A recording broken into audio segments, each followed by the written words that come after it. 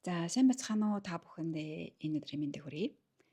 Өнөөдрийнхөө бичлэгээр цөмөрөө юуг мэдэж авах вэ гэхээр өөрийнхөө ордыг сонсож байхдаа нэмэлт аль ордоо сонсох ёстой вэ гэдэг талаарх мэдээллийг хүлээн авах гэж байгаа.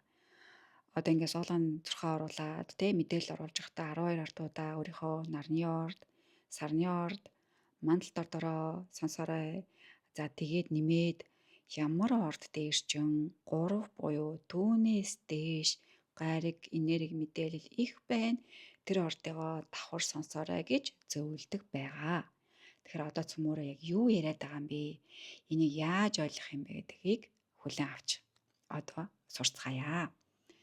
За та нархаа өмнө астросик буюу өөрийгөө өөрийнхөө зурхайн натал чартыгаа онлайнаар үнэгүй тооцоолох вебсайтаа нээсэн байна.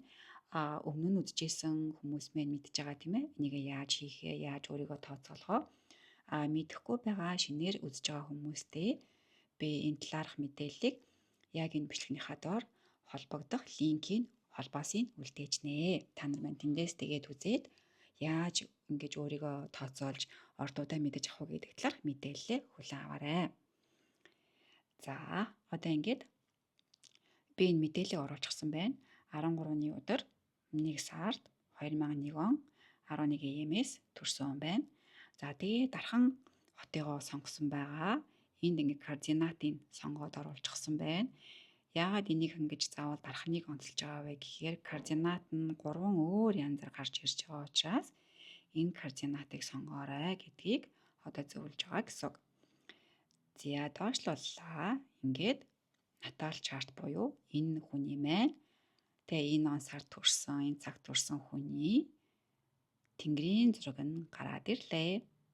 Тэгэхээр бид нар мэдж байгаагаар энэ хүний нарны ордыг, энэ хүний сарны ордыг, мандалт ордыг нь эхлээд цөмөрөө мэдсэн байх хэрэгтэй тийм үү? Тэгэхээр юу гэж юм гэхээр нар тийм ээ. Нар нь материйн ордод байгаа юм байна. Сар нь охины ордод байгаа юм байна. Мандалт орд нь загсны ордод байгаа юм байна. За тэнгэрийн зураг дээр харах юм бол материйн ордод нар, охины ордод сар, загсны ордод ASC буюу мандалтын орд нь байна гэж цөмөрөө харж байна тийм ээ. За одоо нөгөөний яриад байгаа 3 гариг буюу түүнээс дээш энерги цөмөрөө яаж болох юм бэ? За эхлэе. Энэ ингээд тэнгэрийн зурагны 1-р орон зай тийм ээ. Хоньны ордны гэр ахгүй юу? 1-р гэр. Бидний эхлэл дөнгөж төрөөд амьсгалаад хүлд орж байгаа бидний хүл эсгийг иргшээж яадаг, захирж яадаг 1-р чакраны эзэн хэсэг баггүй юу? Энергийн төв хэсэг. Хоньны ордны бэлэг тэмдэг өөрийнх нь үндсэн энержүүлдэг өнгө нь байна. За тэгсэн чи яасан? Энд ингээ харъя л та. Энд ярваа нэгэн зураг дүрсүүд байна уу? Юу ч яахгүй хов болсон. За тэгэхээр яриад байгаа 3 цэг 3 энерги байхгүй ингэж цөмөрөө ойлгоно. За тэгээ баруун тишээ дахиад явъя л да. Энэ ингээд үхрийн орд тийм ээ. 2 дугаар орон зай. 2 дугаар гэр. За үхрийн ордны бэлэг тэмдэгтэй адилхан хідэн ширхэг бэлэг тэмдэг байна цөмөрөө харъя да. Байхгүй байгааз. Ой ганцхан байна шүү дээ.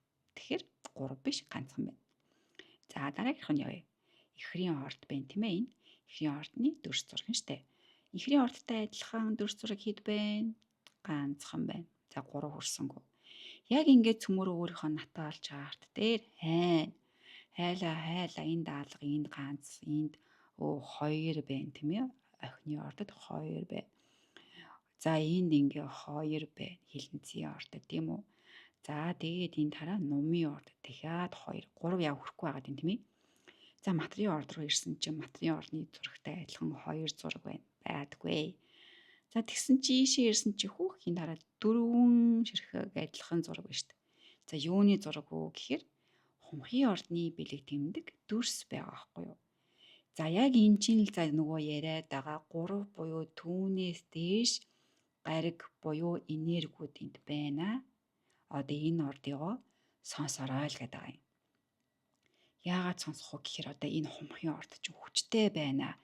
Хумхын орд чинь хүчтэй байгаа учраас хумхын орд дээр яригдж байгаа тэр мэдээллийг сонсох нь тустай гэсэн үг байхгүй юу? Амархан байгаа зүтэй манайхаа. Ингээл цөмөр олчихно.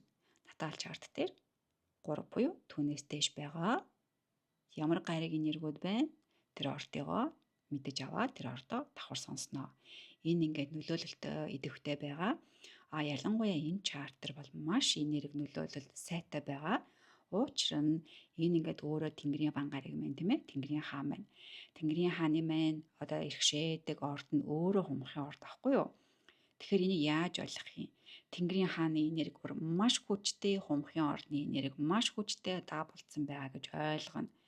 За тэгээ бэжсэн чи одоо энэ ингээ хэмүүд байгаас 4 юм 5 5 гэсэн энэ гурван хэмжин гуруула хүчийг илэрхийлж байгаа байхгүй юу? Тэгэхээр энэ хумхын орд бол энэ хүнд 100 байтугай бараг 200% нөлөөтэй хүчтэй ийм энерги мэдээллийг дамжуулж байгаа орон зай буюу хумхын ордны энерги мэдээлэл байгаа гэж цөмөрөө ойлгоноо.